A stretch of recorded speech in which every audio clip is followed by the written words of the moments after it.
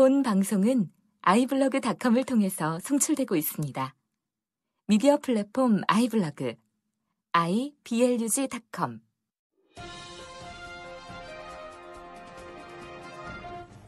네, 성서가 얘기하는 비밀을 함께 풀어봅시다. 황 목사의 비밀의 제 시간입니다. 목사님 안녕하세요. 안녕하세요. 네, 저희가 멘트를 한번 바꿔봤습니다. 예.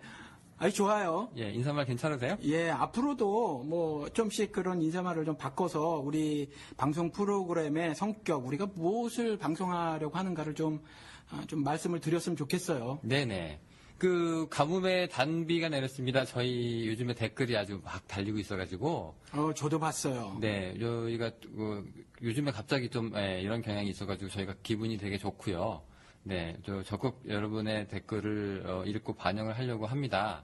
오늘 한번 댓글 한번 읽어볼까요? 예. 그 포동포동님 이게 시간이 반대 순서입니다. 네, 선교 활동에 대해서 알고 싶다고 하셨네요. 이게 뭐 긍정적인 측면이 있으면 부정적인 측면도 있겠죠.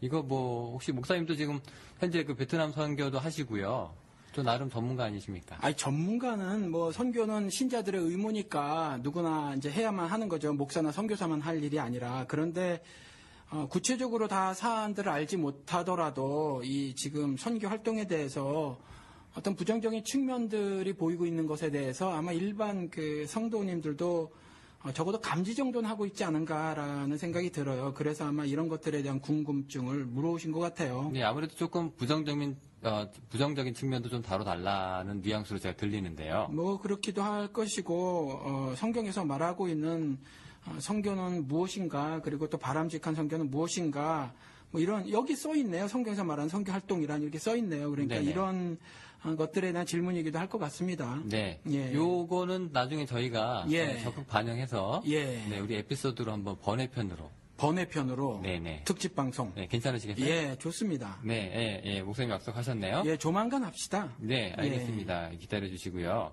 뭐 뭔가 시원하네요. 로리님 이렇게 다뤄주셨는데요. 예. 조금 더 어느 부분에서 시원했다 해주시면 예. 저희가 그 부분 좀 적극적으로 더 잘 할 수 있을 것 같습니다. 근데 이게 저는 이 말씀을 들었을 때 사실은 말씀을 전하는 사람으로 좀 마음에 뭐라고 해야 되나 좀 편치 않음을 느꼈어요. 왜냐하면 예수님이 말씀을 전했을 때는 하나님을 믿는 사람들이라고 한 사람들이 굉장한 부담감을 사실 느꼈었거든요. 그리고 결국 폭발해서 예수님을 잡아 죽였단 말이죠. 그런데 그냥 시원하다고 하는 게 혹시 정신적 카타르시스를 느끼신 건지, 예를 들면 이제 뭐 도덕적으로 그 정말 너무너무 흉측한 모습을 보인, 뭐 예를 들어서 여의도 교회의 조윤기 씨 같은 경우를 실명을 들어서 비판을 해서 이런 것들에 대해서 혹시 시원하다고 느끼신 거라면 오히려 저 같은 경우는 이제 말씀을 전하는 사람으로, 그리고 또 이렇게 방송을 하는 사람으로 좀 그렇기는 해요. 그래서 오히려 뭐 하늘의 비밀을 깨달아서 또 시원하셨다고 그렇게 말씀하셨을 수도 있으니까 잘은 모르겠지만, 한편으로 만약에 그렇다면 우리 지금 뭐 방송 잘못하고 있는 거다, 저는 좀 이런 생각이 좀 들었어요. 네. 근데 예. 뭐 지금 좋은 영화 한 편 봤습니다는 아닌 것 같아요. 제가 볼 때. 그러면 고맙고요. 네. 예. 오히려 그 답답한데 예수님 예. 와가지고 가슴 뻥 뚫어주시는 뭐 수고하고 짐진 자들아 나에게 오라, 뭐 시원하잖아요. 꿈보다 해몽 아닌가요? 네. 그런 거 잘합니다. 알겠습니다. 예. 그 동네 한 바퀴님 지금 보니까 뭐 요즘 3포 세대, 4포 세대 아주 힘들죠.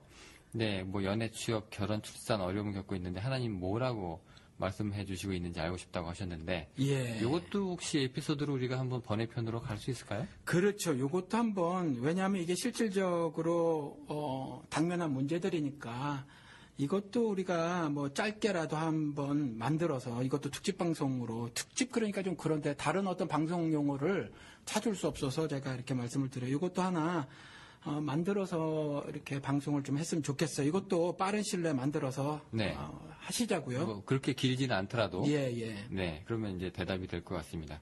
짱구님이 3개 연달아 달아주셨는데, 이제 화이팅 하시라고 하시고도 또 아전인수 해석에 좀 이제 뭐 미련이 있다. 예. 요거 어떤 부분에서 이제 이렇게 느끼셨는지 저희한테 좀 자세하게 답글을 이제 달아주시면 예. 저희가 그 부분 뭐 반영할 수 있으면 반영하고 또 고칠 수 있는 부분은 고치고. 그렇죠. 왜냐하면 실제로 그럴 수 있으니까 이게 하늘의 비밀의 말씀이니까 제대로 해석을 못한 경우도 있거든요. 그래서 그런 부분들 동의하지 않는다. 그리고 오류로 보인다고 하는 부분들이 있으면 그런 것들을 이렇게 써주시면 댓글에 남겨주시면 네네. 또 그것이 옳다고 생각하면 저희들이 수정을 해야죠. 네네. 저희들이 수정을 하고 또 아니면 그냥 단순히 다른 의견이면 그냥 다른 의견으로 존중하고 저희들도 또 우리가 다른 의견을 갖고 있는 것에 대해서는 네. 또 그대로 더 보충 설명을 하고 그럴 수 있을 것 같아요. 네, 다행히 우리 한 목사님이 저랑도 얘기를 많이 하지만 그렇게 그 권위적인 분은 아닙니다. 그 얘기를 해보면 제가 뭐 반대 의견을 막 얘기하고 막 몰아쳐도 그냥 잘 들어주세요. 뭐 그런 거는 제가 이제 개런티를 하니까 여러분들 예. 편하게 댓글 달아주시면 될 것 같습니다. 아유 그렇게까지 저를 네, 그래야 또 다 그렇게 받아 댓글도 들으셨군요. 달리죠. 고맙습니다. 네, 그다음에 뭐 늘 바쁘게 교회 일을 하는데 이제 그게 하나님의 일이라고 여겼는데 이제 그게 단지 교회 일, 사람의 일이었음을 깨닫고 보니 부끄럽다. 네, 이제 진짜로 하나님을 만나서 믿음의 열매를 맺는 것이 무엇인가 생각하게 됩니다. 아유 이런 거가 목회자로서 또 이 방송을 이제 방송을 그것 때문에 시작을 한 거거든요, 사실. 뿌듯하십니까? 예, 이런 것들이 제일 기분이 좋은 댓글이죠. 네, 마지막 댓글 한번 읽어볼까요? 내가 복음이다 통해서 이 방송을 듣게 됐습니다. 이게 내가 복음이다가 지금 굉장히 앞서 나가는 저희보다 방송은 늦게 시작했지만 예. 네, 지금 굉장히 앞서 나가는 방송인 것 같아요. 아우 칭찬을 해줘야 될 것 같아요. 이런 것들을 통해서 그래도 올바른 복음을 전하려고 하고 말이죠. 제가 잘 들어보지는 않았지만 시간 관계상 뭐 아무튼지 굉장한 어떤 반향을 일으키고 있고 그다음에 많은 댓글들도 달리고 그런 것 같아요. 그래서 참 좋은 일이 벌어지고 있구나 이 팟캐스트를 통해서. 네. 그래서 참 감사했습니다. 네, 함께 참 건승했으면 좋겠습니다. 예, 또 예. 저희 또 우리 방송으로 청취자들 많이 보내주셔서 네, 감사드립니다. 그렇게 됐군요. 예, 예. 그것 때문에 이제 본격적으로 댓글이 달리기 시작했는데, 예. 네, 하여튼 감사한 마음 항상 갖고 있는데요. 예. 보니까 약간 산만한 느낌이 있다고 하셨어요. 그렇죠. 이건 예. 전부 제 탓이에요. 우리 영훈 씨는 워낙 이런 부분에 대해서 훈련이 좀 되져 있고. 그냥 질문만 하고 마니까요, 저는. 아니, 그리고 또 기자 생활도 좀 하시고 그래가지고 이런 것에 대해서 좀 조직적이고 논리적인데 제가 잘 못해요. 변명 같지만 사실 저도 이전에 잘한 적이 있었거든요. 근데 네네.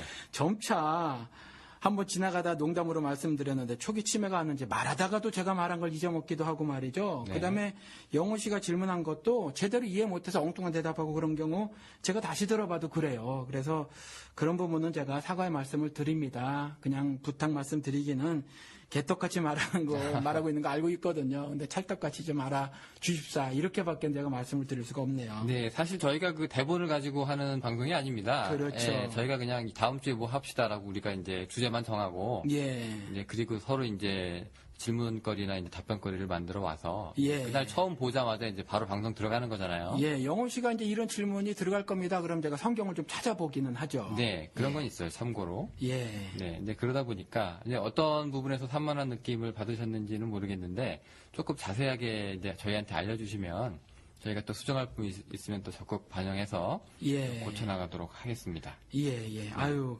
아무튼지 이런 충고의 말씀을 해주셔서 참으로 감사를 드립니다. 앞으로도 이런 따가운 질책의 말씀을 계속 해주셨으면 감사하겠습니다. 왜냐하면 그래야 방송의 질이 좀 더 나아질 테니까. 네. 그래서 저희들은 칭찬보다는 오히려 이러한 질책을 더 좋아합니다. 그러니까 많은 질책을 해주시기 부탁드립니다. 네, 조금 더 이제 구체적으로, 예. 조금 더 이제 꼬집어서 말씀을 예. 해주시면, 산만하다는 건 구체적인 거예요, 사실. 우리 산만하니까. 우리가 아니라 네. 제가 산만해요. 이제 예. 네, 그렇게 이제 이해를 하셨으니까. 예, 왔다 갔다 하고 제가 그러니까 그런 것 같아요. 그렇습니다. 예.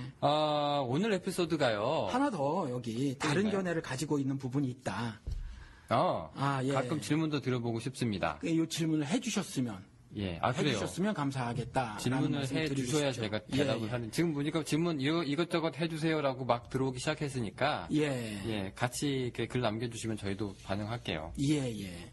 네, 오늘 에피소드가요. 예, 오늘 시간이 좀 갔네요.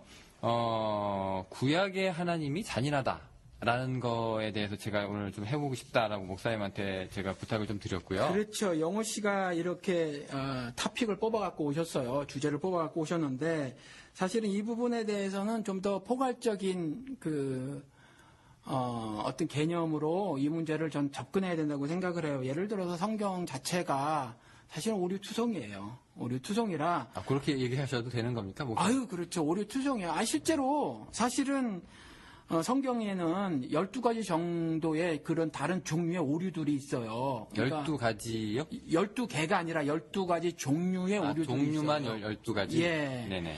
그래서 실제로 어느 날 한번 제가 다시 말씀을 드리도록 하는데, 왜냐면 제 머릿속에 그게 남아있지도 않아요. 그거 제가 다시 또 찾아봐야 하거든요. 그러니까 그런 종류의 오류들이 있어서, 왜냐하면 이것이 번역본이고 또 필사본이고 해서 지금처럼 기계로 카피한 게 아니어서 원본은 당연히 조각이었었고 이렇게 한 권의 책도 아니어서, 그래서 이렇게 필사하는 과정에서 오류들이 발생을 했어요. 그래서 지금 현재 가지고 있는 우리 번역본은 오류투성입니다. 네, 사본들도 또 많고요. 예. 또 사본마다 또 다르고요. 그렇죠. 그래서 그런 전체적인 관점에서 이것을 접근해야 가야 하는데, 그 중에 이제 하나가 이제 그런 차원에서 네. 또 이런 오류 차원을 넘어서 말이죠. 우리가 이제 오해할 수 있는 부분들이 있어요. 이것이 그래서 성경이 스스로 말하고 있는, 성경은 하늘의 비밀이라고 말을 하고 있는 거거든요. 그래서 우리가 비밀 해제고 무슨 뜻인가라는 거죠. 네. 무슨 뜻인가. 그리고 두 번째, 실제로 우리가 살고 있는 그 삶의 모든 그 모습들, 그걸 다 다루고 있지 않거든요. 그래서 그런 경우는 어떻게 하나님 말씀을 가지고 이해를 해야 하는가, 이런 부분들을 이제 우리가 말씀을 하고자 우리가 방송을 하는 건데. 네, 사실 저희 방송이 처음에 시작을 할 때 저희가 타겟을요. 기독교와 이제 기독교인 신앙을 갖지 않는 분들의 경계선에 계신 분들. 네, 기독교인이지만 이거 좀 이상하다 하는 거에 대해서 의문을 가지시는 분들하고, 그다음에 이제 기독교 영역으로 아직 들어오진 않았지만, 요거는 조금 이상한데 내가 기독교로 가고 싶은데 요 문제만 해결되면 내가 좀 시당을 가질 수도 있을 것 같은데 하는 이런 분들. 저희가 이제 그런 분들을 이제 타겟으로 저희가 삼아서 이 방송을 이제 하고 있는 거잖아요. 그러니까 양쪽의 골수들은 저희 방송을 듣지 않을 것 같아요. 들어도 재미가 없고. 양쪽의 골수라면, 예를 들어서 이제 기독교 내의 골수는 소위 말하는 어느 목사들 빠들이라든가 이제 이런 분들은 조금 저희 방송 듣기 굉장히 거북하실 것 같고. 장딱들. 네, 장딱이 뭐죠? 어느 집사님, 굉장히 유명하신 집사님이신데 막 집회 다니고 하시는 그런 분이, 이전에 오래전에 제가 다니던 교회에 집회 강사로 오셨어요. 집사님이신데. 근데 그분이 이렇게 대짜고짜 말씀도 굉장히 잘하시고 위에서도 공부를 많이 하신 분인데, 그분이 대짜고짜 말씀하신 이 교회 장딱이 많다, 이렇게 말씀하신, 느낌으로 그렇게 말씀하신 것 같아요. 그래서 그분 표현은 장딱. 성경에서는 이제 개나 돼지 이렇게 표현이 되어 있죠. 비판하지 말라 해서. 개나 돼지 이렇게 표현되어 있는 그 부분들을 사실 지금 영호 씨가 골수라고 말을 한 거죠. 그렇죠. 근데 이제 이쪽 골수는 이제 그런 사람들이고, 이제 신학의 영역 바깥에 있는 골수들은 이제 안티 기독이라고 하는 사람들. 이 사람들은 그냥 죽어라. 다 거짓말이다. 이런 스타일이니까. 저희가 그분들의 마음을 돌릴 방법은 솔직히 없습니다. 듣지도 않으시겠지만. 들어주시면 감사하고요. 근데 어쨌건 이제 그 영역 속에 있는 그 두 타겟이. 이제 좀 가려운데 좀 긁어줬으면 하는 그런 부분들을 하고. 또 요 문제만 해결되면 내가 신앙을 좀 가질 수도 있을 것 같은데 하는 그 상식의 문제들하고. 그렇게 이제 우리가 생각을 하다 보니까 이제 구약의 하나님에 대한 잔인성, 폭력성이 좀 나오기 시작을 하고요. 제가 한 9개 정도를 뽑아봐서 일단 이제 목사님한테 넘겨드렸는데, 목사님께서 이제 준비를 좀 해오셨는데, 원론적으로는 사실 간단한데, 이거 하나하나 이제 사건으로 들어가면, 그냥 또 말이 길어져야 될 것 같고, 그래서 방송 전에 제가 영우 씨한테 물었잖아요. 이거 성경 공부 시간이 되는 거 혹시 아닌가. 근데 물론 이제 비밀의자가 성경 공부가 될 수밖에 없겠지만, 방식은 기존의 교회에서 하던 성경 공부는 아니겠지만, 그래도 내용은 성경 공부가 되어지지 않을까라는 생각이 좀 드는데. 그런 말씀을 하셨었는데, 근데 그 목사님하고 얘기를 하면 조금 그런 면은 좀 탈피할 수 있다는 생각이 드는 게요. 보통 우리가 성경 공부 많이 해보셨겠지만, 교회 성경 공부는 일단 듣는 사람 평신도들은 이제 듣고 입을 닫고 예. 그다음에 질문이 별로 이게 허용되지 않죠. 자유롭지는 않고. 예. 목사님이 이제 구절 이제 설명해 주시면서 이제 받아쓰기 하고 예. 그리고 이제 주기도문으로 끝냅시다. 뭐 예. 이런 게 성경 공부 제가 경험한 거였어요. 예. 그리고 사실은 그 가르치시는 목사님이나 아니면 다른 교사님들, 전도사님이라든가 아무튼 성경 공부의 반장님들이 네. 질문을 허용하지 않는 것도 있겠지만 또 당황스럽기도 하죠. 이상한 질문 나오면. 예. 그리고 또 하나는 질문하기를 원치 않죠. 그러니까 관심이 없어요, 사실 많은 분들이. 귀찮게 그냥 이거 질문하면 더 길어지니까 빨리 끝내라 뭐 이런. 예, 뭐 그런 것도 있고 사실 하늘의 비밀에 대해서 알고 싶은 사람들이 많지 않은 것처럼 보여요. 그거는 이스라엘 사람들도 그렇고 그런 것이 사람이 아닌가라는 생각이 들어요, 사실. 네, 그래서 오늘은 그러니까 그 목사님 그 성경 공부처럼 이제 재미없이 진행되면 어떨까 의문을 좀 하셨는데, 예. 이제 그러지 말고 그러면 이제 케이스별로 예. 이제 감히 이제 교회에서 저런 거를 안 물어봐도 되나 싶은 그런 것들을 네. 이건 왜 그래요, 저건 왜 그래요 우리가 얘기할 수 있잖아요. 예. 그런 문제를 한번 대답을 해서 예. 질문을 해서 이제 목사님 대답을 한번 듣고 싶거든요. 예. 근데 미리 제가 말씀을 드려야 할 것이 조금 아까 짱구님께서 네. 하신 말씀도 있는데 뭐 자의적으로 해석을 했다 이러셨잖아요. 네네. 그래서 전적으로 이게 저의 개인적인 성경 해석으로 이렇게 들으실 수도 있어요. 그런데 저 같은 경우도 사람들이 말이죠. 그렇거든요. 배운 대로 말하고 행동하게 돼 있어요, 사실.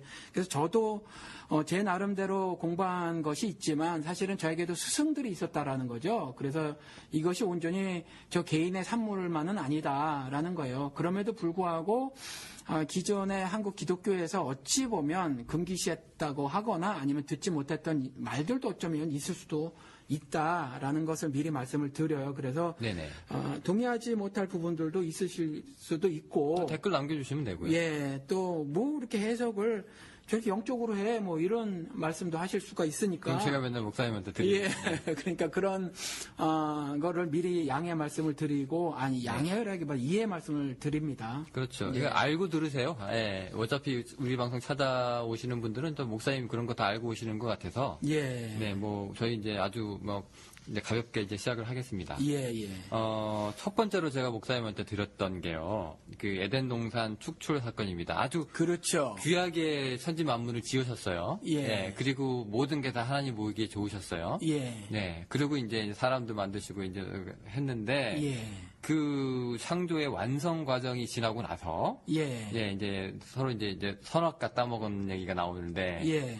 그게 뭐가 그렇게 열매가 뭐가 그렇게 중요한 거라고 예, 그 이제 따먹었는데 그러니까 선악과 나무 과실 그 열매가 그렇게 중요한가?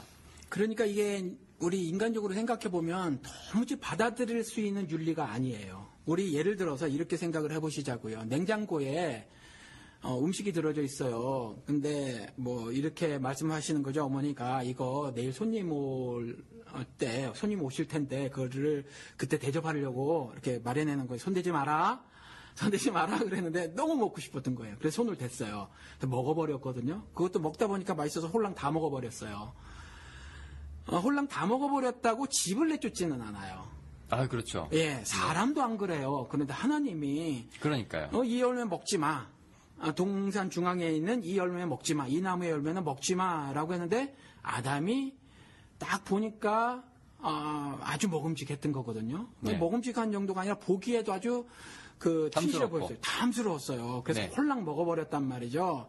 근데 홀랑 먹었다고 그거 딱 하나 겨우 고까지 거 말 안 들었다고 에덴 동산에서 내쫓아 버리신다. 그러니까 내 집에서 나가. 예, 나가. 내 집에서 나가 이러신 거예요. 나가죠. 요거 뭐 그렇게 잔인하다라고 얘기하면 잔인할 수 있는 부분인데요. 예. 성경의 그 신약 보면은 예. 누가 자식이 빵 달라고 그러면은 뱀을 줄 사람이 어느 부모가 그러겠느냐. 그러게 말해요. 라고 하셨는데 지금 예. 구약 보면은 시작부터 예. 첫 번째 내린 잘못에 벌이 엄청나요. 그렇죠. 뭐 엄청나죠. 한 번은 그냥 봐줄 수도 있는데. 그렇죠. 봐줄 수 있죠. 우리 인간들도 봐주는데 예. 하나님 도대체 어떤 분이신가. 이건 그렇죠? 좀 잔인하신 거 아닌가요, 근데?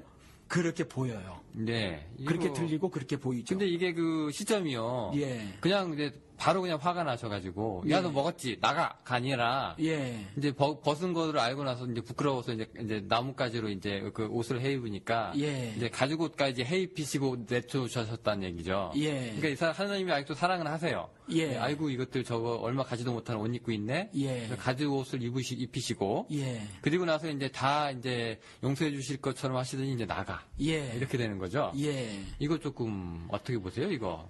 그러니까 해석 들어갑니다. 네. 자의적 해석 들어가요. 네네. 받아들이셨으면 참 좋겠는데, 성경은, 저자가 40여 명이라는 말이 있는데, 사실은 한 사람이라는 거죠. 누구냐면 하나님이세요. 그러니까 성경은, 다른 책들도 마찬가지지만 그 저자의 의도가 있어요. 그래서 그 의도를 파악해야 한다는 거죠. 이 에덴 동산에서의 사람 축출 사건도 동일해요. 이 사건을 통해서 하나님이 말씀하시고자 하는 것이 있다라는 거죠. 저는 이런 일들이 실제 사건인가 아닌가에 대해서는 사실 별로 중요하다고 생각이 들질 않아요. 그러니까 에덴 동산 같은 경우도 그런데 아무튼지 선악과가 왜 중요하냐? 중요해요. 에덴 동산은 낙원이라고 말을 하고 있잖아요. 낙원은 천국을 상징하고 어쩌면 동의어예요. 이것에 대해서는 신학적 의견이 분분하니까 그냥 그렇게 말을 하도록 하겠습니다. 그냥 천국을 상징하거나 천국과 동의어다.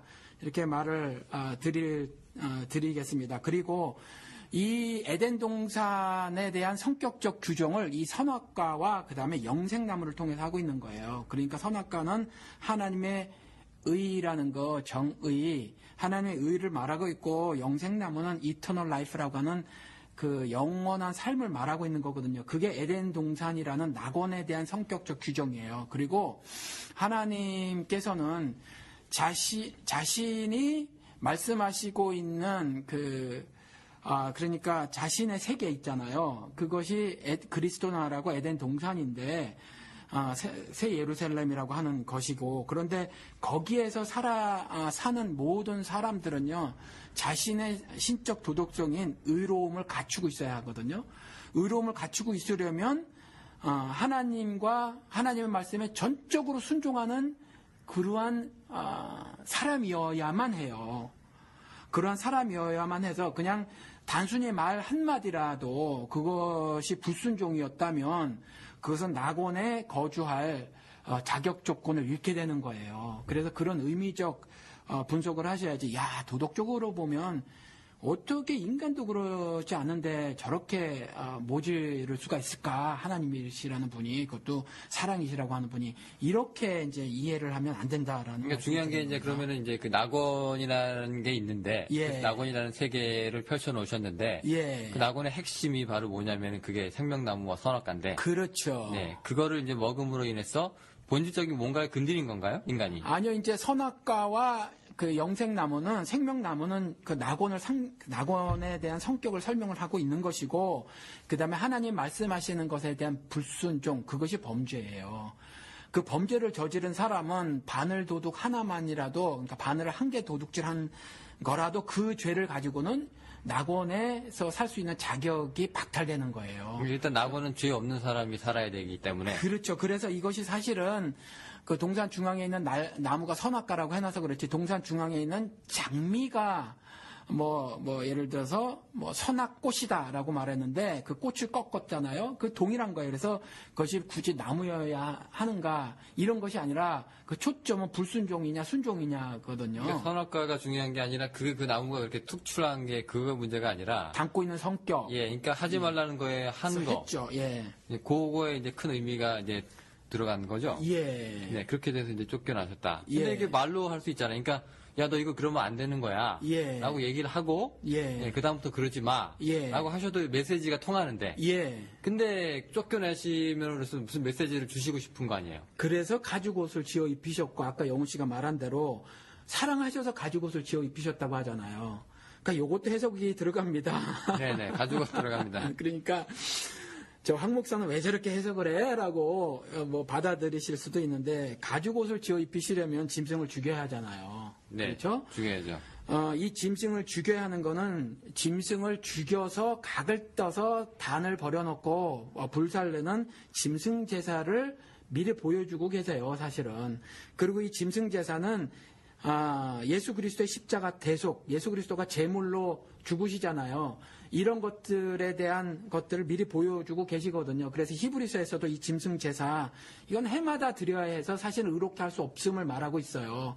근데 구약 시대는 아무튼 이런 것들을 통해서 매년 나가서 매년 죄를 회개하고 그래서 매년 용서받는 이와 같은 것들을 신앙생활로 하나님의 경륜, 그때는 그런 식으로 하나님께서 신앙생활을 하도록 그렇게 하셨죠. 그런데 결국 이 가죽옷은 궁극적으로 예수 그리스도의 십자가 대속, 그분이 제물로 드려짐을, 그걸 그때부터 동일한 하나님의 그 구속 사역의 원리로 처음에 말씀하고 계시는 거다라는 거죠. 그럼 목사님, 예. 이게 그 가죽옷이라고 하는 것이 이제 누군가가 나를 위해서 대신해서 이제 희생이 되었다. 예. 그로 인해서 이제 죄가 예. 그러면 용서가 되는 거잖아요. 예. 그러면은 나 대신 뭔가가 죽었기 때문에 예. 예수 그리스도를 상징한다고 하면 더더욱. 예. 그럼 내가 이제 낙원에서 나갈 필요는 없잖아요. 왜냐하면 이미 그 죄가 해결은 됐으니까.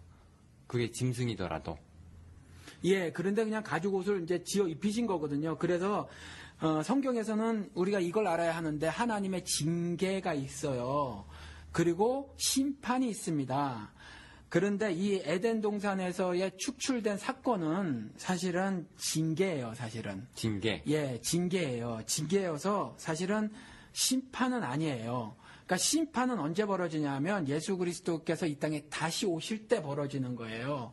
다시 오실 때 일어나는 거라서 이거는 사실은 심판은 아니라는 거죠. 심판은 아니어서 시편 73편에 나오는 예를 들어서 부자가 있거든요. 악인인데 뭐 얼마나 잘 먹는지 눈이 막 붓도록 먹고 말이죠. 원하는 것보다 소득이 더 많아지고 또 워낙 강건해가지고 죽을 때도 고통 없이 죽고 얼마나 또 세상에 권세가 많은지 하늘과 땅에 그 사람의 혀가 두루 돌아다니고 뭐 굉장한 권세가 있는 걸 말하거든요. 그래서 그게 부러웠다는 거죠. 그 신자가 하나님의 백성이. 그런데 그 하나님의 백성이 그가 그럼에도 불구하고 종국에 벌어질 일들 자기가 결국 그런데 자기가 그 악인은 그렇게 형통한데 자기는 날마다 하나님의 징책을 받는다는 거죠. 그런데 종국에 벌어질 일들로 인해서 내가 미끄러질 뻔했으나 미끄러지지 않는다. 그러니까 시험을 유혹을 이겨나갔다고 말을 하거든요. 그게 왜냐하면 종국에 벌어질 일들 때문에 악인에 대한 심판과 그 다음에 선인에 대한 구원하심임을 알았기 때문에 자기가 이제 그 하나님의 징책을 달게 받는 거거든요. 이와 같이 에덴 동산에서의 축출은 네.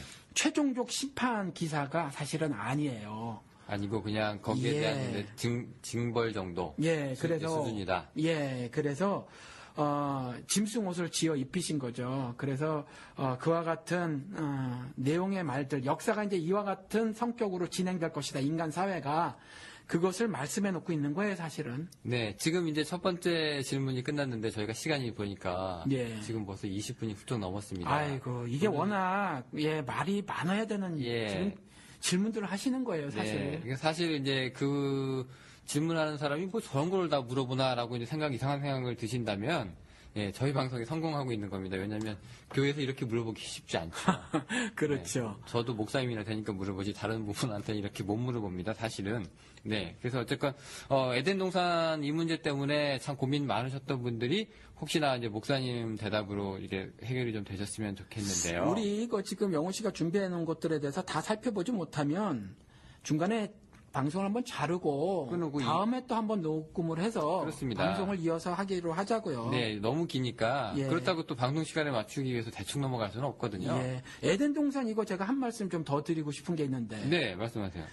저는 개인적으로 그 에덴 동산이 실제 했는가 안 했는가에 대해서 큰 의미가 없다고 생각을 해요. 네, 아까 말씀하셨죠? 예. 근데 이제 에덴 동산을 찾으러 다니시는 분들이 그 창조 과학 하시는 분들 가운데서 있단 말이죠. 지금도 어디쯤? 그렇죠. 예, 예. 근데 중군동 어디에 있다고 막 그러면서 찾으러 다니세요. 아프리카라고도 하시는 분들도 있고. 예, 그러면서 근데 성경에는 이 보니까 이제 강 4개가 있는데 실제로 지금 지구상에 있는 강은 2강이란 말이죠. 티그리스, 유프라테스. 예, 그리고 2강이고 그 뭐 땅 속에 뭐 어떤 수맥이 흐른다 혹은 뭐 다른 어떤 방식으로다가 이전에 뭐 그 강이 분명히 존재했었다라고 하면서 그걸 막 찾으러 다니시고 그러는데 사실은 그런 거에 대한 큰 의미가 없다. 그러니까 성경은 조금 전에 말씀드린 것처럼 저자의 의도가 있고 그 의도를 파악을 하면 되는 거예요. 그래서 이것이 구체적으로 실제 하느냐 안 하느냐 차원 이야기는 사실은 그렇다고 제가 드리는 말씀이 무슨 성경에 있는 것들이 다 실제 이야기가 아니다라는 말씀이 아니라 어떤 것들은 사실은 그렇지 않은 부분들이 있으니까 그런 부분들에 대해서 우리가 좀 알고 넘어가야지.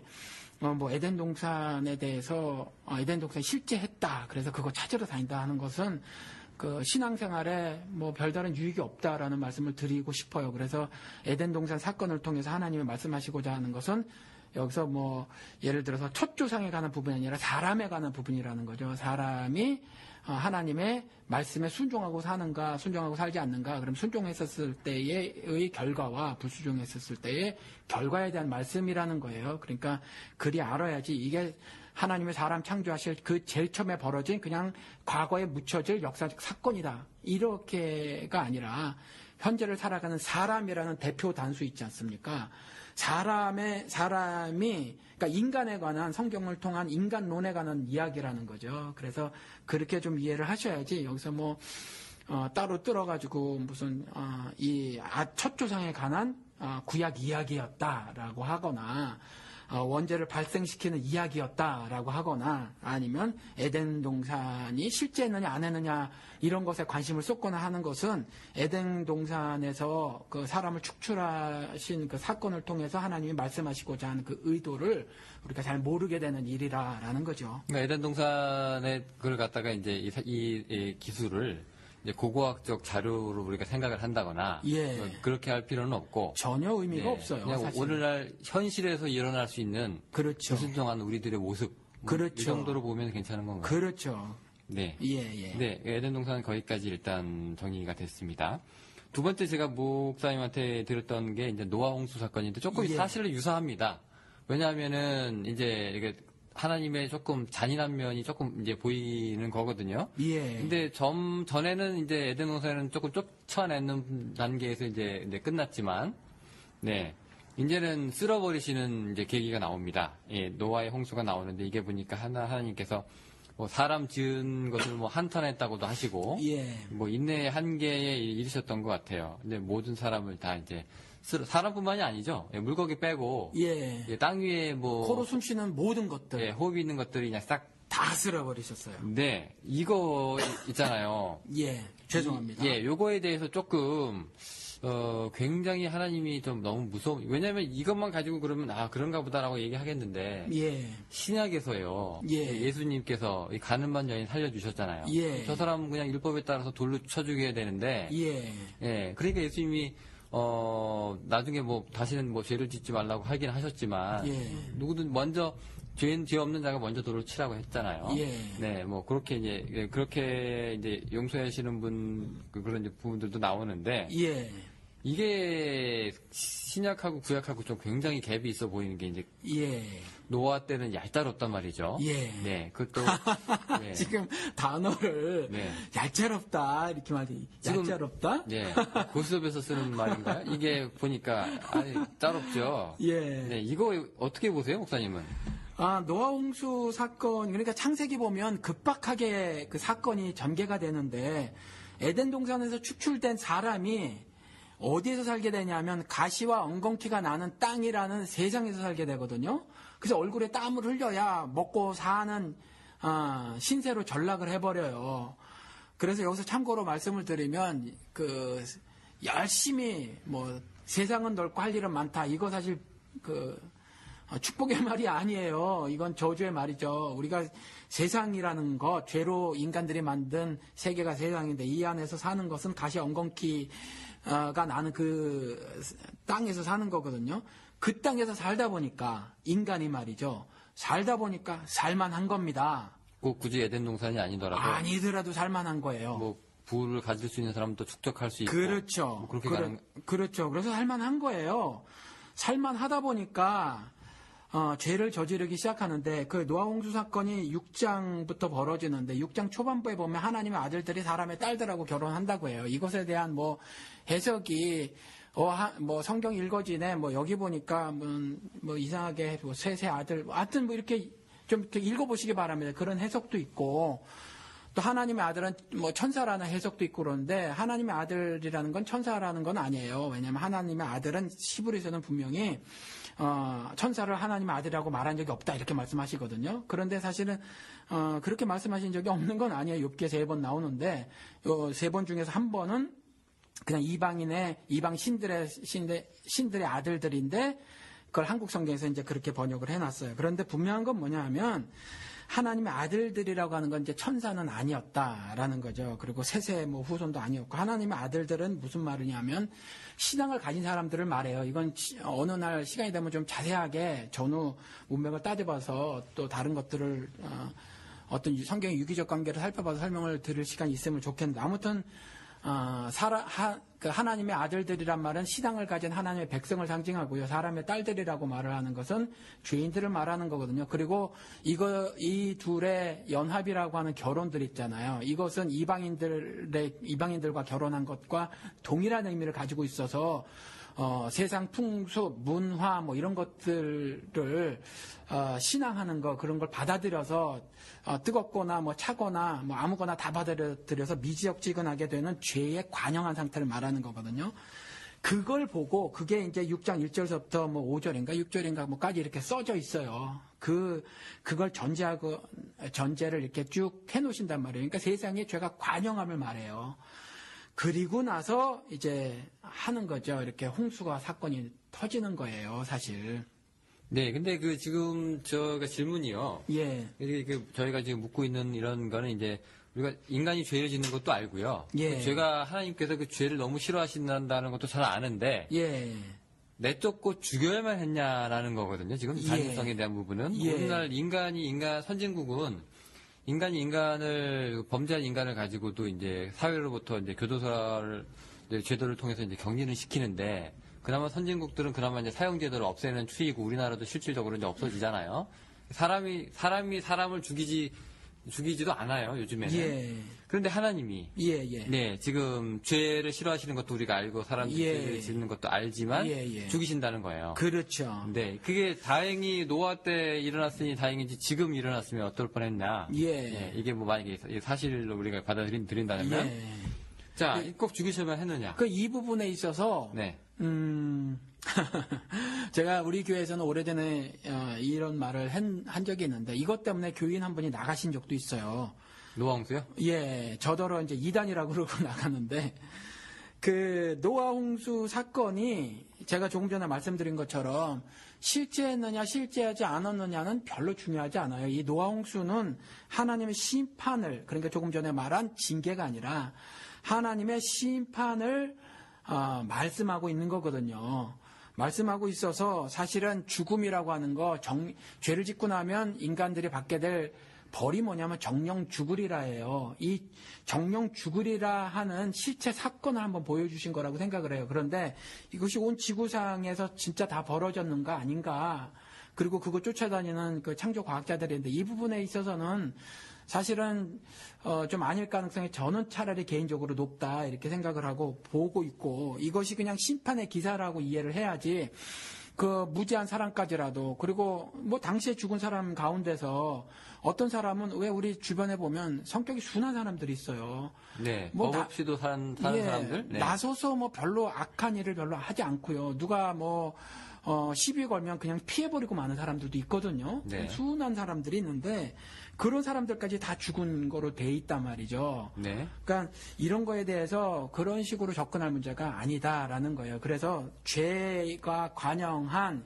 인간 세계에 대한 하나님의 심판에 대한 메시지다라고 이해를 하셔야지 지구상에 있는 모든 사람의 실제적 목숨을 빼앗아 버렸다. 이렇게 이해하시면 저는 안 된다고 생각을 하는 거예요. 그 부분에 대해서는 제가 동의를 하는데요. 예. 근데 중요한 거는 이제 신약과 구약의 기사에 대한 얘기거든요. 예. 근데 구약 같은 경우에는 이제 이렇게 사람들의 죄를 보고 한탄하시면서 이제 물로 쓸어버리시기도 하는데, 신약에서는 그 한 사람의 영혼이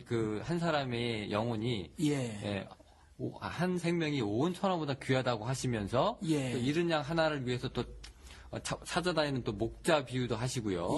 또 실제로 인카네이션이라고 하셔서 이게 인간의 몸을 성육신화 입으셔서 내려오신 다음에 또 이렇게 돌아가시기까지 할 만큼 사랑하신다고 또 하시잖아요. 예. 두 개가 같이 놓고 보면 예. 조금 이해가 안 된다는 얘기죠. 예. 이 용서에 대해서 우리가 굉장한 많은 오해가 있다고 생각이 들어요. 용서가요? 예. 그러니까 하나님은 회개한 경우에만 용서를 하셔요. 회개한 경우에만. 회개를 한 사람만. 예, 회개하지 않은 경우는 용서가 없어요. 그러니까 그거를 우리가 잘 알아야 합니다. 그런데 이 용서에도 사실은 두 가지 단계가 있어요. 이게 뭐 처음 들어보실지는 모르겠지만 예를 들어서 하나님께서는 제가 조금 전에 세상에 대한 성경적 그 정의 혹은 터미널로지를 말씀을 드렸잖아요. 죄인들이 머리로 고안해낸 법제도 장치로 만들어진 세계, 마음으로 고안해낸, 죄인의 마음으로 고안해낸 윤리와 도덕으로 만들어진 세계, 이게 이제 세상이거든요. 성경적 텀은, 성경적 정의는. 그런데 그런 세상, 성경에서 말하고 있는 그런 세상을 하나님이 사랑하사 독생자를 보내시거든요. 요한복음에. 그렇죠. 네. 그러니까 누구든지 다 그 에덴 동산에서 축출된 사람들은요, 일단 다 죄인이라는 거죠. 그 죄인을, 그러니까 세상을 사랑한다는 거는 세상에 있는 무슨 땅덩어리를 사랑한다라는 말이 아니라 세상에서 살고 있는 사람을 사랑한다는 거거든요. 이 사랑한다는 말은 용서하지 않으면 어떻게 사랑을 해요. 그러니까 하나님께서는 근본적으로 자신이 창조한 피조물들에 대한 그 근본적인 사랑이 있으시다는 거죠. 그래서 세상을 사랑하사 독생자 예수 그리스도 이 땅에 보내십니다. 그런데 그 용서하심, 사랑하심, 그 용서하심이 적용됨에 있어서는 이는 저를 믿는 자마다 멸망치 않고 구원을 얻는다라고 말씀하셨거든요. 그러니까 구체적으로 그것이 적용이 되려면 하나님, 내가 하나님 없이 살았네요. 라는 거, 내가 나 중심으로 살았네요. 라는 거, 내가 하나님의 피조물인지 모르고 내가 내 법 세우고 내 윤리 세우고 도덕 세우고 살았네요. 하나님의 말씀대로 규례대로 살아야 하는 건지를 몰랐네요. 내가 이성적으로 따져보니까 그까짓 그 보암직하고 먹음직한 거 좀 먹으면 어때요? 그거 먹으면 분명히 눈 밝아지고 이성이 튀어진다고 했는데 그거 상식 아닌가요? 라고 하는 것들이 범죄임을 받아들이고 인정을 하고 하나님께 그와 같은 신앙을 고백하는 거, 그걸 믿음이라고 하는 거거든요. 그 믿음을 보인 사람에 한해서만 그 사랑, 그 용서가 적용이 되진다는 거예요. 그러니까 그 용서에 대해서 우리가 분명히 알아야 하는데, 이 노아 때, 이때에 있는 건 더 자세한 구조로는 없지만 하나님이 탄식하실 정도니까 도무지 돌이킬 수 없는 거, 모든 것을 아신 하나님께서 그 인간들이 정말 도무지 돌이켜지지 않을 것 같은 그와 같은 넘쳐나는 범죄들 속에 처해진 거. 우리 지금도 보면 아시잖아요. 우리 조영규 씨 얘기를 했지만, 뭐, 그런 상태의 범죄들을 그득찬 세상에 대한 하나님의 사실 물로 심판하심을 말하고 있는 거거든요. 그래서 그 기사를 가지고, 성경의 신약에 보니까 뭐 하나님이 이와 같이 용서의 하나님이신데, 뭐 구약엔 이와 같이 모질게도 이렇게 하시는가. 근데 사실, 용서에 대한 우리가 올바른 이해가 없어서 그런 거예요. 그러니까 단 하나라도 불순종하시면 심판하시는 거고요. 극악무도한 범죄라도 진정한 회개가 있으면 하나님 용서하시는 거라는 거죠. 네, 그 용서할 때 회개할 수 있는 시간에 대해서요. 예. 그 노아 홍수 같은 경우에는 이제 목사님 말씀이 이제 좀 맞아 떨어지는 게. 예. 이제 뚝딱뚝딱 짓고 있는 동안에 이제 얘기를 하잖아요. 이제 예. 비가 내린다고. 예. 심판이 온다고. 예. 산에다가, 그러니까 사람들이 산에다가 배 짓는 미친 늙은이라고만 얘기하고 이제 오히려 경멸하고 그러잖아요. 예. 그 시간이 주어졌다는 얘기죠. 예. 그리고 이전에도 기록에는 없지만 하나님께서 항상 인류에게 어떤 특정한 인물들을 특별히 구약시대에는 이제 처음엔 족장들, 그 다음에 그 밖에 선지자들, 제사장들, 사사들, 왕들 들어서 계속 말씀을 전하셨거든요. 네, 계속 말씀을 전하셨지만 특별히 우리가 반드시 알아야 될 어떤 사건들만 성경에 기록을 해놓고 있지 성경에 기록이 안 되어 있다고 해서 하나님이 인류에게 말씀을 하시지 않은 건 아니거든요. 분명히 거기에 대해서 죄에 대한 경고를 지속적으로 하셨을 거라는 거죠. 6장 1절 이전에도. 그런데 이제 이와 같이 하나님 말씀을 안 듣고 죄가 관영해서 탄식했고 심판하셨다라는 거죠. 그러면 이 심판도 이제 결국 이제 하나님의 잔인성이 아니라 무슨 맥락에서 이 기사를 봐야 정령 죽으리라 하는 궁극적 심판에 관한 예시인가요? 그렇죠. 예시로 본다. 예, 어떤 실제 사건이라고 봐도 되고 또 실제 사건이 아니어도 사실은 그것에 담고 있는 의미를 우리가 안다면 그것으로도 충분하다라는 거죠. 그래서 이것이 왜 이렇게 많은 사람들의 생명을 앗아갈까? 이 차원으로 접근할 문제가 아니다라는 거죠. 그건 하나님이 그 성경을 쓴 의도가 아니에요. 네네. 이런 의견은 동의하시는지 모르겠네요. 그 노아 홍수 때 이제 그 방주가 뜨잖아요. 예. 네, 방주가 뜨는데 오늘날 그 예수 그리스도가 예. 홍수에 떠 있는 그 방주 역할을 한다.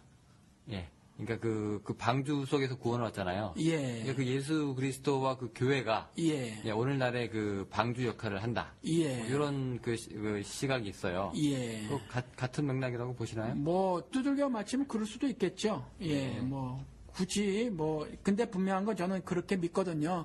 하나님의 경륜은 세대별로 다르게 나타난다라는 거죠. 일하시는 방식은. 네네. 그래서 그 뜻을 품고 있다고 하더라도 분명한 건 예수 그리스도의 대속 죽음 사역은 단순히 방주 혹은 그 밖에 구약에 있는 어떤 한 것으로 다 충분한 설명이 되지는 않아요.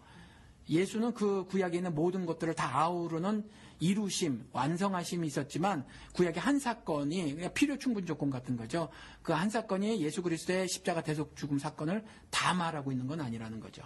네, 알겠습니다. 저희가 지금 시간이 많이 지체가 됐는데요. 일단 요 세 번째 것까지만 우리가 하고, 예. 네, 그리고 이제 끊어서 그 다음 에피소드에 이제 네 번째부터 이제 9번째까지 이렇게 가면 어떨까 싶습니다. 예, 좋은데 제가 이 노아 홍수 사건에 대해서 말을 좀 더 해야 될 것 같긴 한데. 그럼 하세요, 그러면.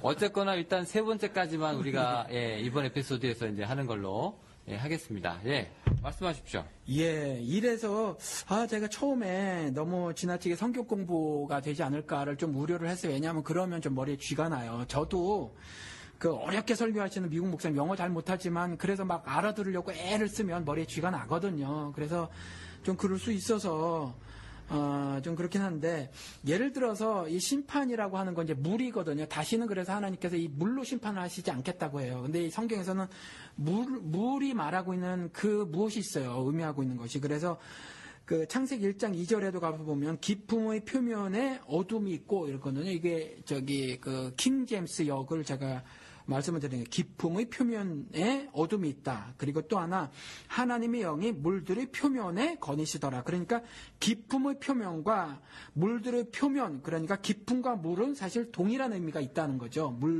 물도 사실 복수로 쓸 수 있는 게 아닌데 물들이라고 했거든요.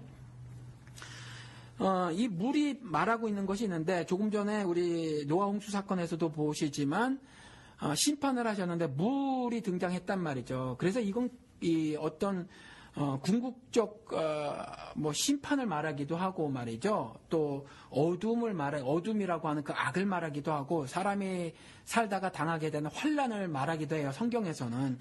그래서 계시록에도 가서 보면 12장 15절에 가보면 그 뱀이라고 하는 옛뱀 즉 적그리스도 사탄이 여인 뒤에다가 자기 입에서 물을 홍수같이 쏟아 그 여인을 홍수에 떠내려가게 하되, 이 여인은 대체신학 하시는 분이라든가 무천년주의자들은 교회라고 말하는데 저는 개인적으로 이스라엘이라고 믿어요. 그 적그리스도가 이스라엘을 그 뱀이 입에서 물을 홍수같이 쏟아. 그러니까 이런 거거든요. 이 물도 여기서 그와 같은 저주를 말을 하고 있다는 거죠.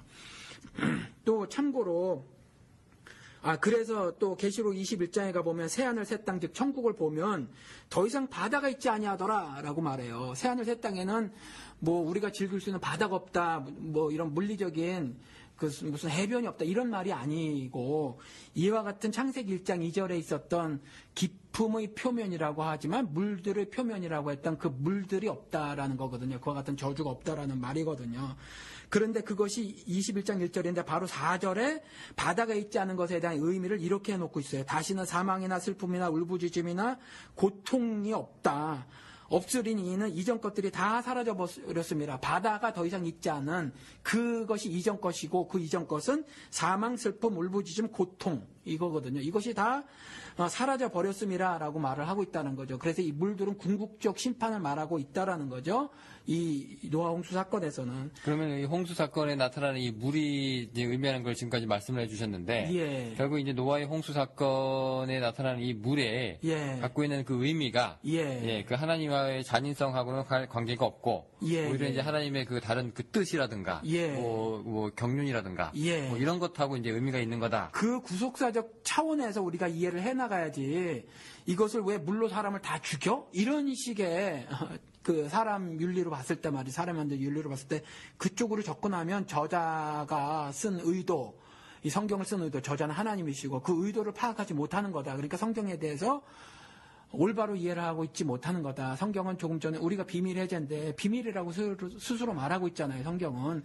근데 그 비밀을 깨닫고 있지 못하는 거다라는 거죠. 그래서 마태복음 14장에 또 가서 보면 예수가 물 위에 서 있더라라는 거죠. 그게 창세기 1장 2절에 하나님의 영, 성령이 물 위를 거니시는 것과 동일한 거거든요. 물 위에 서 있더라라는 거예요. 그때 예수 그리스도께서 그렇게 말씀하신다는 거죠. 아니 베드로가 먼저 주여 주시어던 나를 오라 하소서.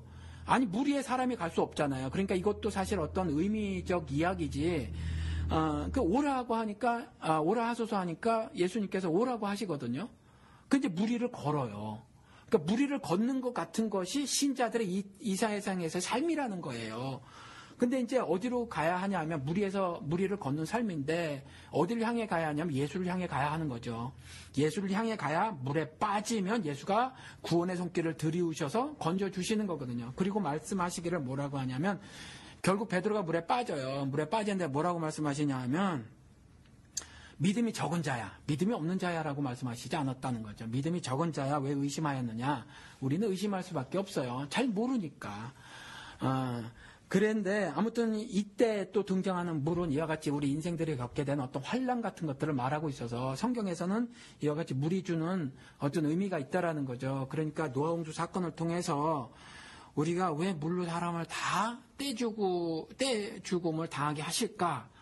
뭐 이 차원으로 접근하시기보다는 물이 상징하고 있는 의미와 또 하나님이 죄를 진 사람들에 대한 궁극적 심판 이것을 우리가 이해를 해야 된다라는 거죠. 네, 알겠습니다. 예. 그 세 번째 이제 이번 에피소드의 이제 마지막 질문으로 이제 끝을 맺어야 될 것 같은데요. 예. 이삭 번제 사건이 있습니다. 창세기 22장이 나오는데요. 예. 이게 안티들이 이제 가장 잘 이제 쓰는 이제 구절 중에 하나인데, 예.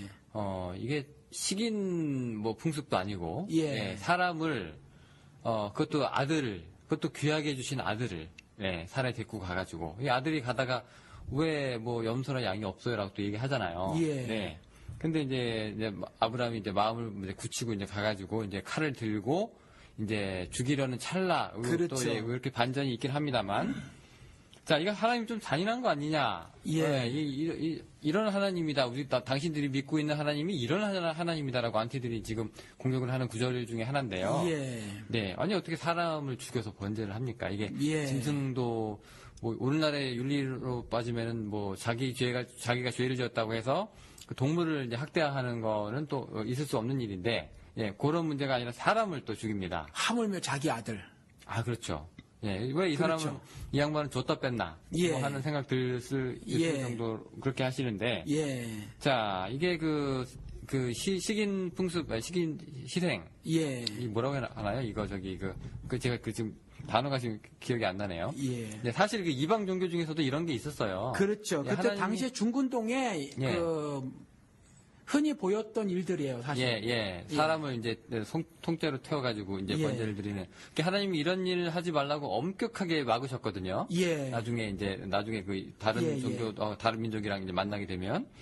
그런데 지금 그거를 이제 하라고 하십니다. 예. 요거 조금. 일단 지금까지 이제 진행이 되는 과정에서 네. 영호 씨가 느끼기에 좀 어떨 것 같아요. 영호 씨 느끼는 것도 그렇고 청취자들이 들으셨을 때 네. 무슨 황 목사는 저런 식의 뭐 막 끼워 맞추기를 하는가. 제 딴에는 이제 성경의 유기적 관계를 살펴서 이제 말씀을 드리는 건데 네네. 막 억지 해석이 아닌가 뭐 이런 느낌 좀 들지 않으시나요? 만약 혹시? 그렇게 얘기하셨을 때 예. 제가 만약에 그거 조금 이상하지 않나요? 라고 얘기할 때가 있겠죠. 뭐 저도 예. 막 하게 되면. 예, 예. 일단 그 이삭 번제 사건은 예, 예. 나중에 하지 말라고 하실 분이 또 하나님이 또 그러실 분도 아닌데 예. 예, 지금 시키고 있단 말이에요. 말씀드린 것처럼 중군동에는 그러한 그 이방 종교 풍습들이 있었어요. 그리고 사실 중군동뿐만이 아니라 이러한 일들이 뭐 중군동을 벗어난 파키스탄, 뭐 인도 이런 지역에서도 있었다고 그래요. 사람을. 예, 네네. 사람을 이렇게 제물로 드리고 하는 것들이 있었다고 그래요. 그런데 이거는 그 신명기에 가서 봐도 그렇고 예레미야서에 가서 봐도 그렇고 그 하나님께서는 그 일이 합당치 않음을 분명하게 말씀하고 계세요. 그 일을. 그 일이 결코 내 뜻이 아니다. 그러니까 예레미야서에 가서 보면 유다가 뭐 예를 들어서 어느 골짜기에 사당을 건축하고 말이죠. 그 사당에서 뭐 이방 뭐 신을 섬기는 사당이죠.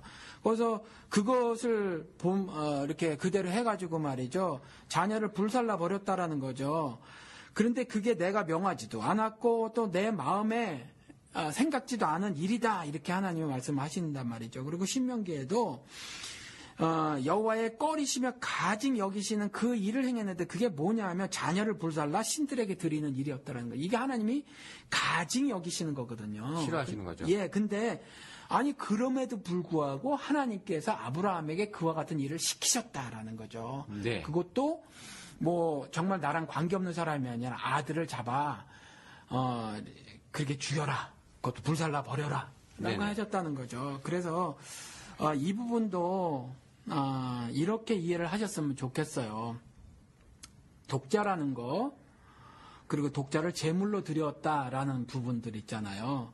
그 부분으로 좀 이해를 하셨으면 좋겠어요. 하나님의 이 말씀을 또 드리는데 하나님의 의도를 좀 그 기사를 통해서 아셨으면 참 좋겠는데 이와 같이 독자 아들의 제물은 독생자 예수 그리스도의 제물 되심을 말을 하고 있는 거예요. 그러니까 성경은 전체적으로 일관되게 한 가지 이야기를 계속하고 있는 거죠.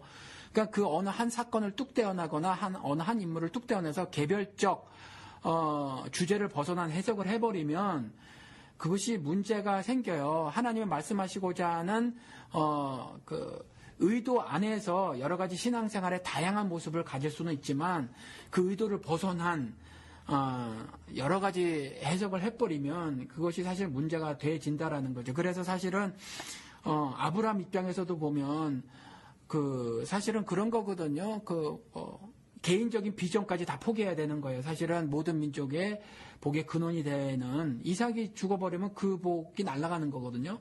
뿐만 아니라 하나밖에 없는 그 독자를 잃게 되는 일이에요. 그럼에도 불구하고 그와 같은 하나님의 명령에 절대 순종함, 복종함을 거기서 교훈으로 취할 수 있을 것이고 또 이삭도 대충 주석가들의 말하면 말에 의하면 17세 혹은 제 생각에는 별로 신뢰할 만한 것 같지는 않은데 아무튼지 티네이저는 됐을 것이다 라고 말을 하는데 순순히 티네이저는 얼마나 힘이 세요. 그리고 늙어서 본 자식인데 아버지를 꺾으려면 꺾을 수 있죠. 그런데 하나님의 구속사적인 구속사의 그 일을 구원의 역사를 드러내심에 있어서 이와 같은 순종의 모습들을 보여주고 있는 기사다라고 좀 이해를 하셔야지 말씀에 하나님의 구속사역에 대한 어떤 순종의 어떤 모습들 그런 것들을 보여주고 있는 것이고 또 하나 그 독자 이삭에 관한 것은 예수 그리스도를 미리 말씀하고 계시는 거다. 그 제물로 드려지고 있는 거. 조금 전에 그 이전에 이제 동물 제사 가지고 이것으로 계속 연결되어지는 거거든요. 그 메시지가. 그렇게 이해를 하셔야지 이것도 어떻게 이렇게 끔찍하게 죽여라고 해서 이해를 하면 알겠습니다. 그러면은 이 독자의 희생에 이제 수점을 맞춰서 그 예수의 구속 사역이랑 이제 매치를 시키시는데요. 예. 그럼 이런 이렇게 설교하시는 분들도 있어요. 이게 아브라함의 믿음과 그다음에 또 이삭의 믿음 해가지고 아브라함의 믿음이라고 하면은 하나님께서 주신 것을 아끼지 않고 이제 다 하나님 앞에 다시 다 돌려드릴 수 있는 우리 그 믿음의 선진이 그런 믿음을 보였으니 우리도 그렇게 해야 된다는 그런 이제 적용이 들어간 설교가 있고 또 이삭 입장에서는 아버지한테 순종해서 자기가 죽을 것을 알고도 따라가는 이런 믿음을 본받자 이렇게 이제 결론적으로 설교가 흘러가는 내용의 또 설교가 있어요. 이런 설교들은 보면은 어떻게 보면 지금 목사님이 얘기하시는 그 구속사역이라든가 예수의 독생자 뭐 희생 문제라든가 이런 것들이 나타나진 않는 설교인데요. 예. 예, 이런 설교는 그러면은 그 바람직한 설교인가요? 아니면은 저는 바람직하지 않다고 생각을 해요. 그래서 제가 기복신앙을 정의를 할 때, 이렇게 정의를 드렸거든요. 그러니까, 정신적, 물질적 보다 나은 나를 추구하는 신앙을 기복신앙이라고 하는 거예요. 그러니까 죄는 뭐냐면 나 중심의 사고와 행동이 죄예요. 나 중심의 사고와 행동. 그러니까 욕심이 잉태되면 죄를 낳고 죄가 장성하면 사망을 낳는 것처럼 아직 구체화되지 않은 것, 사건화되지 않는 욕심, 즉 탐욕까지라도 하나님은 이제 사망에 이르게 되는 죄라고 말씀을 하시는 거거든요. 그러니까 존 스타트 목사님은 self-centered라고 말을 하더라고요. 죄에 대해서 나 중심. 그게 마찬가지 말이에요. 영어로 표현했든지. 근데 이와 같이 내가 원하는 식의 그 어떤 사고 그리고 하나님을 드러내지 않고 나를 위하는 그 모든 것은 다 기복신앙이라는 거죠. 그래서 예를 들어서 자기 개발식 성경의 말씀을 가지고 자기 개발서 같은 설교를 한다거나, 그렇죠? 그리고 도덕적 품성의 업그레이드라든가, 아니면 종교적 품성의 업그레이드, 이런 것들을 말하면 사실 성경을 통해서 하나님 말씀하시고자 하는 구속사적인 말씀, 의도를 제대로 전하고 있는 것은 아니에요. 그래서 그 말씀을 통해서 아브라함이 이삭을 바치는 사건을 통해서 어떤 도덕적인 이야기를 하면 사실은 충분한 이야기는 안 되는 거죠. 그렇죠. 제가 또 들어본 설교 중에서 가장 이제 최악의 설교는 이제 개인적인 경험입니다만은 이제 아브라함이 자기 자식 하나밖에 없는 이삭을 번제로 드리는 이 아브라함의 순종하는 장면을 통해서 헌금 내라 이런 거죠. 그러니까 가장 중요한 하나밖에 없는 뭔가를 드린 아브라함의 모습을 본받자. 그럼 오늘날 우리가 할 수 있는 것은 뭐냐? 그렇다고 이제 아들을 죽일 수는 없으니까.